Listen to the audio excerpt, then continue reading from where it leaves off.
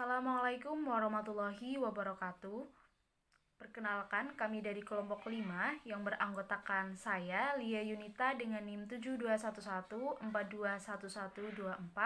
dan bersama rekan saya ada Bopi Aditya Kristianti, Elva Sukriya Wulansari, Salvi Nurhalisa, Muhammad Ilham, dan Asila Putri.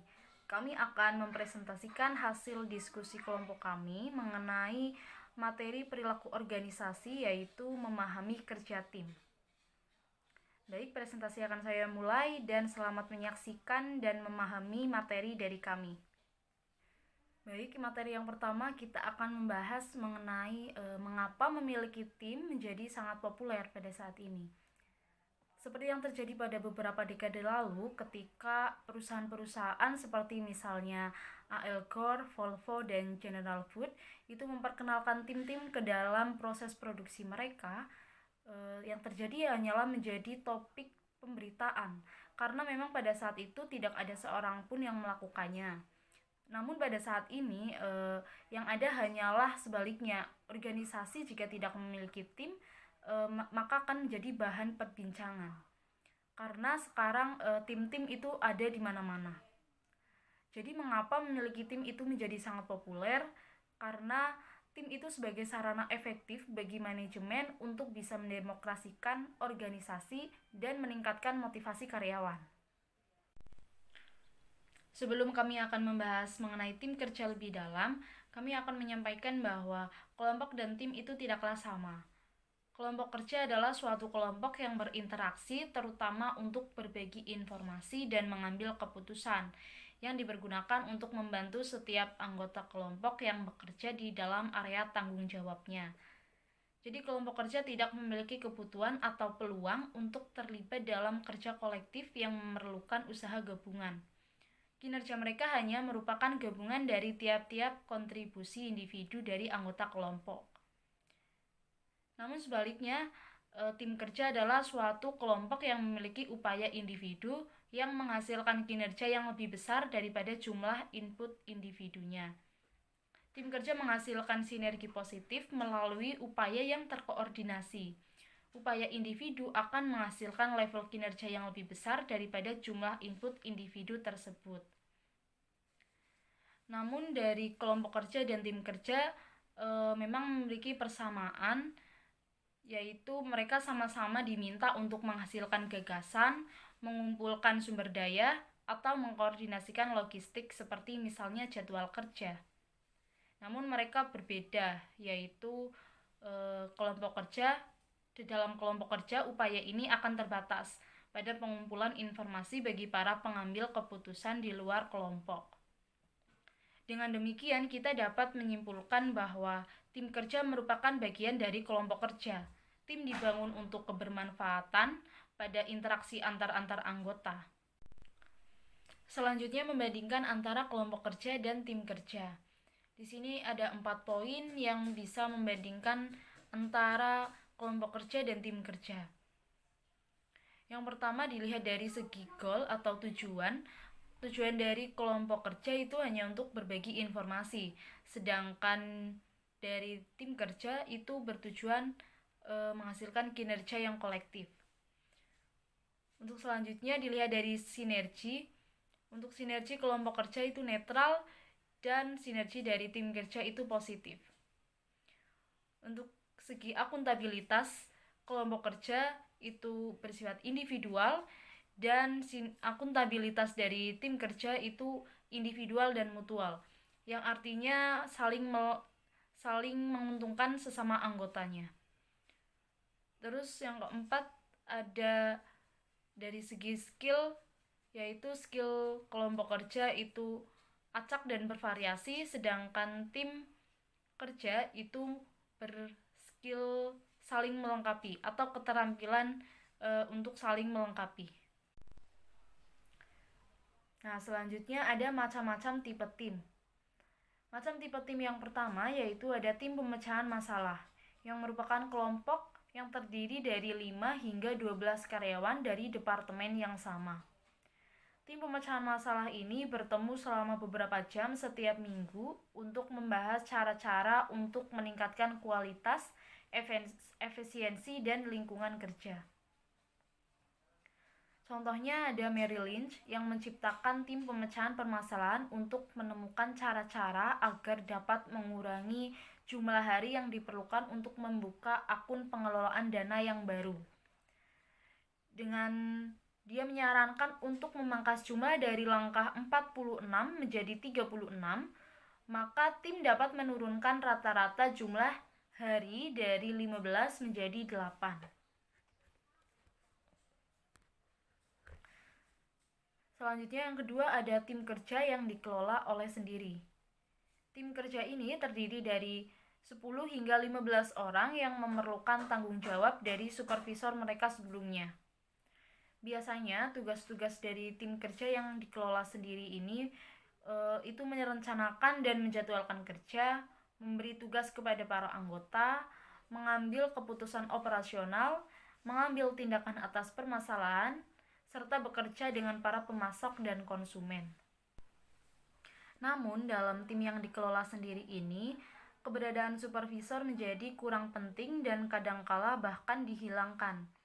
Seperti riset menemui dalam tim yang seperti ini umumnya tidak dapat mengelola konflik dengan baik.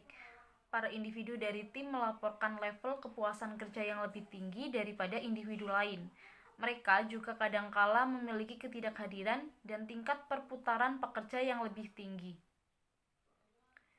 Nah, untuk macam tim yang lain akan dijelaskan oleh rekan saya selanjutnya, Asila Putri. Assalamualaikum warahmatullahi wabarakatuh. Saya Asila Putri dengan NIM 7211421252 akan melanjutkan penjelasan mengenai macam-macam tipe tim yang beberapa sudah dijelaskan oleh rekan saya sebelumnya. Nah, yang untuk tim ketiga ini ada tim fungsional silang. Tim fungsional silang adalah para karyawan dari level hierarki yang kira-kira sama, tetapi dari area kerja yang berbeda. Tim fungsional silang ini merupakan salah satu sarana yang efektif bagi para karyawan yang tadi disebutkan dari level hierarki, tapi memiliki beragam latar belakang, baik itu dari dalam maupun di antara organisasi, yang nantinya akan mendapatkan suatu sumber informasi ataupun dapat mengembangkan gagasan-gagasan, memecahkan masalah, dan juga mengordinasi proyek-proyek yang sulit. Nah, tim fungsional silang ini bukan bertujuan untuk mengelola. Gitu. Nah, terus juga para karyawan ini tadi juga disebutkan ataupun dijelaskan mereka berlatar belakang yang beragam dan juga memiliki sudut pandang yang berbeda dan pengalaman yang berbeda.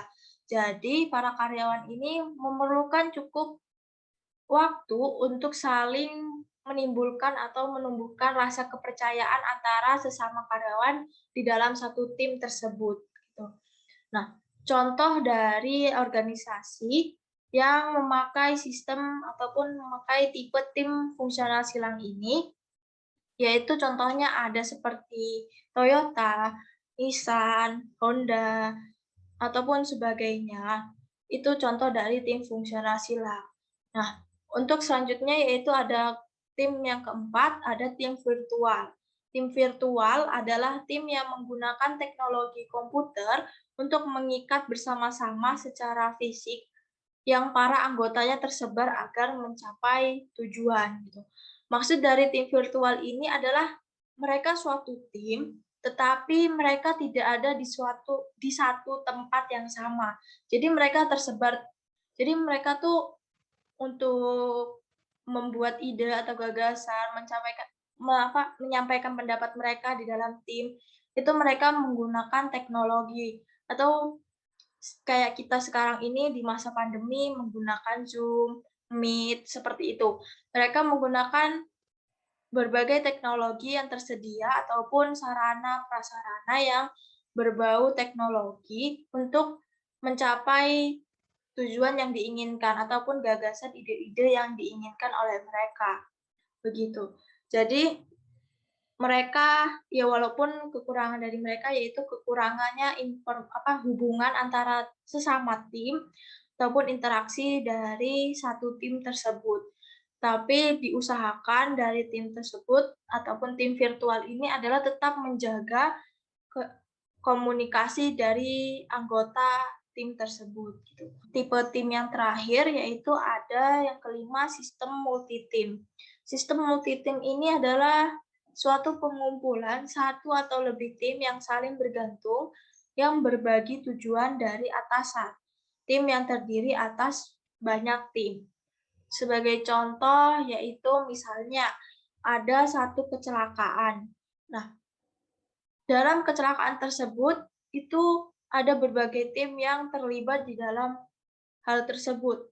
Yang pertama yaitu ada tim layanan darurat untuk mengevakuasi dari korban dari tempat kejadian menuju ke rumah sakit. Nah, di rumah sakit pun itu ada tim yang terdapat di unit gawat darurat untuk menangani dari korban kecelakaan tersebut. Nah, setelah ditangani, ada juga kemudian ada tim untuk perawatan dari korban tersebut. Nah, dari 3 tim ini mereka menjadi satu tim dengan tujuan yang sama, yaitu menyelamatkan dari nyawa korban kecelakaan tersebut. Tapi mereka ini dari 3 tim yang berbeda, begitu maksud dari sistem multi tim ini. Karena dalam satu tim itu ada berbagai atau satu ataupun lebih dari 2 dalam satu tim. Jadi tim di dalam tim, seperti itu. Nah, untuk selanjutnya yaitu ada komponen utama dari tim efektif. Komponen utama dari tim efektif meliputi 3 hal, yaitu yang pertama konteks. Konteks di sini adalah sumber daya yang memadai, kepemimpinan. Good job.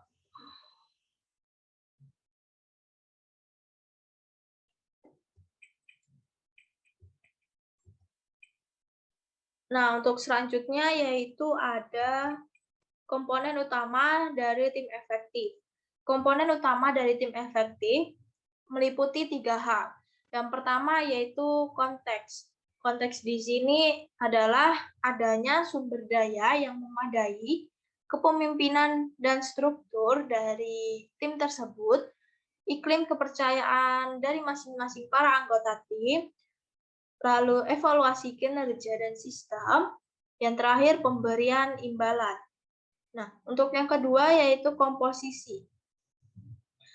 Komposisi di sini meliputi kemampuan dari para anggota ataupun sumber daya manusia yang terdapat di dalam tim, kepribadian dari para anggota tim, mengalokasikan aturan oleh anggota tim, keragaman.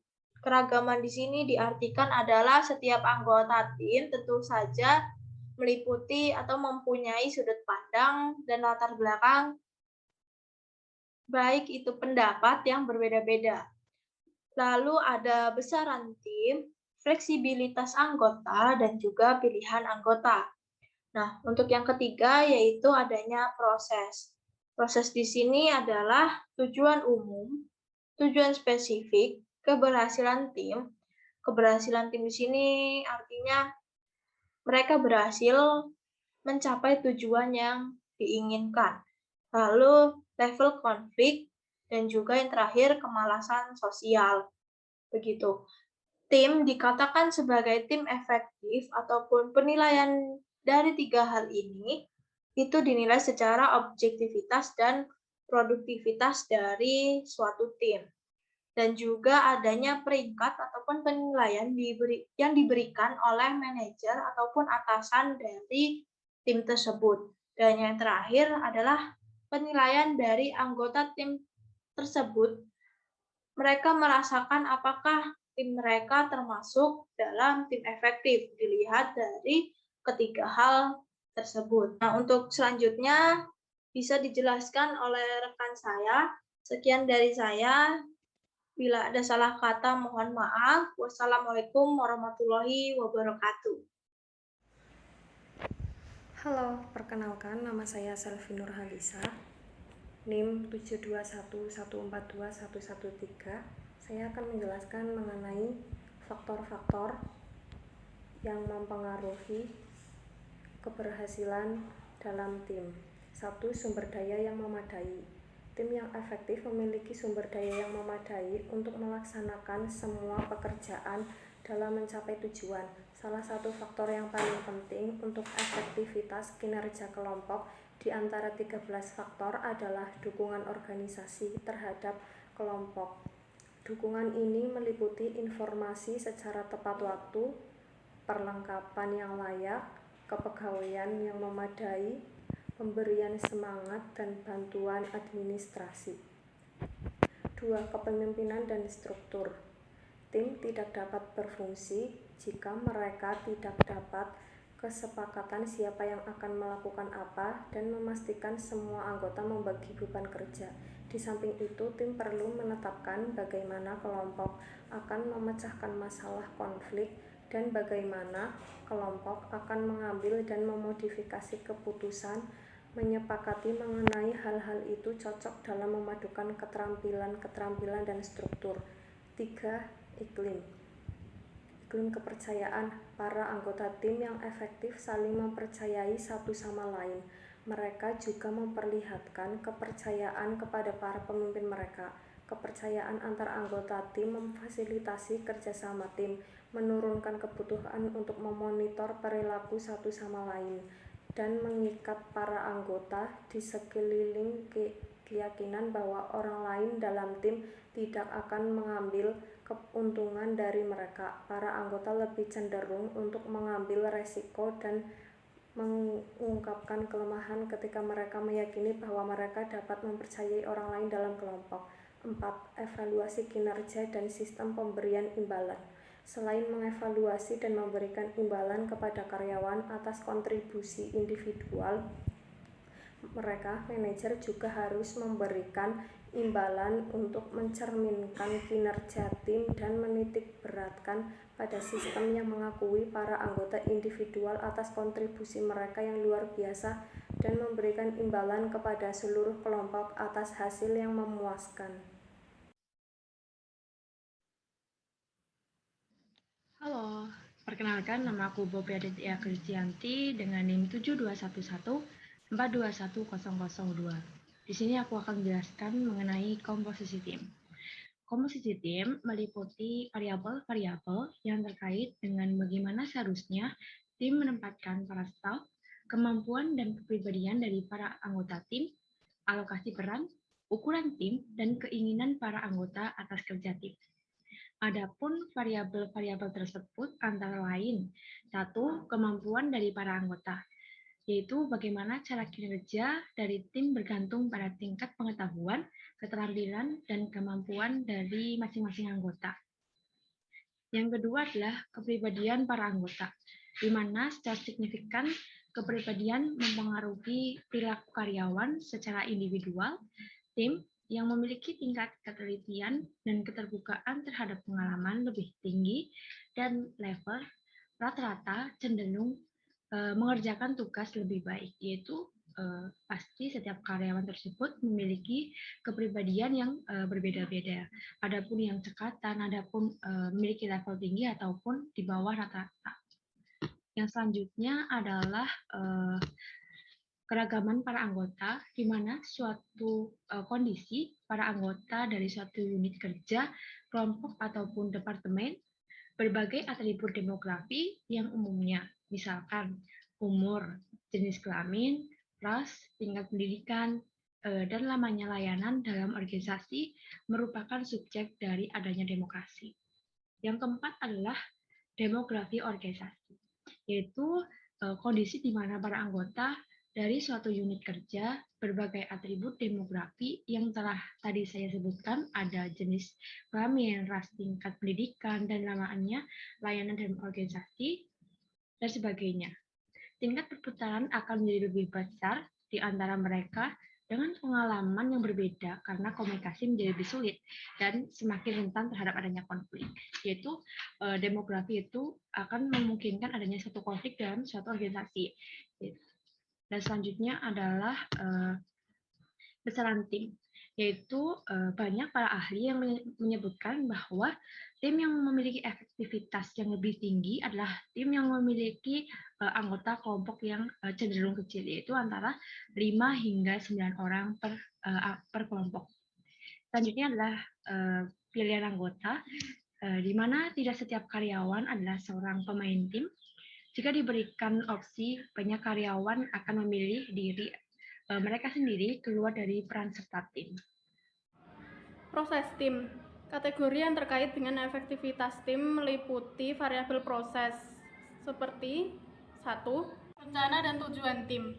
Tim yang efektif memulai dengan menganalisis misi, mengembangkan tujuan untuk mencapai misi, dan menciptakan strategi untuk mencapai misi. 2. Tujuan yang spesifik. Tim yang efektif akan menerjemahkan tujuan umum mereka dalam tujuan kinerja yang spesifik, dapat diukur dan realistis. Keberhasilan tim. Tim yang efektif akan memiliki kepercayaan diri dalam diri mereka sendiri, meyakini bahwa mereka akan berhasil. 4. Mental model adalah pengetahuan dan keyakinan para anggota tim mengenai bagaimana pekerjaan dapat diselesaikan oleh tim. Level konflik. Konflik pada suatu tim tidak selalu merugikan, seperti ketidaksepakatan konten tugas, membawa pada menstimulasi pembahasan, memperkenalkan penilaian kritis atas permasalahan, dapat mengarah pada keputusan tim yang lebih baik. Kemalasan sosial. Tim yang efektif dapat melemahkan kecenderungan ini dengan membuat para individu bertanggung jawab secara bersama-sama.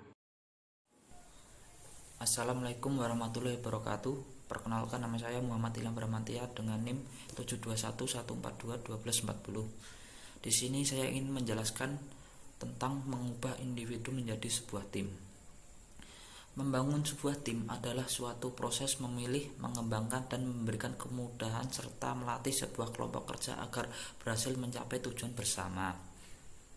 Sebuah tim seringkali mampu menyelesaikan tugas secara efektif ketimbang yang dilakukan oleh seorang individu.